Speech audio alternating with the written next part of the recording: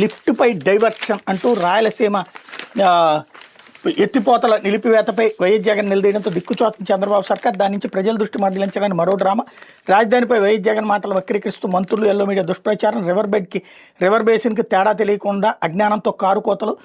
రాజధాని రైతుల ఆవేదనపై ప్రభుత్వాన్ని నిలదీస్తే ఇంత ఉలికిపాటు ఎందుకంటున్న మేధావులు రైతులు అన్నటువంటిది హైలైట్ చేశారు.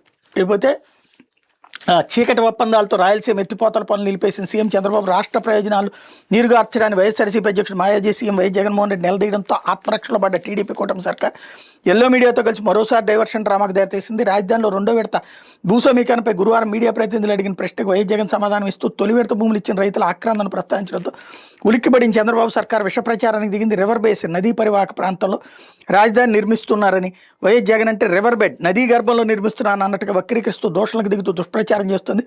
బేసిన్కి బెడ్కి తేడా తెలియని మంత్రులు ఎల్లో మీడియాతో కలిసి రాయలసీమ ఎత్తిపోతల పనులు నిలిపేసిన విషయాన్ని ప్రజల దృష్టి నుంచి మళ్లించేందుకు ఆపసోపాలు పడుతున్నారన్నటువంటి వార్తని హైలైట్ చేశారు. అయితే బ్లోఅవుట్ బావి ఇక సమాధి అంటూ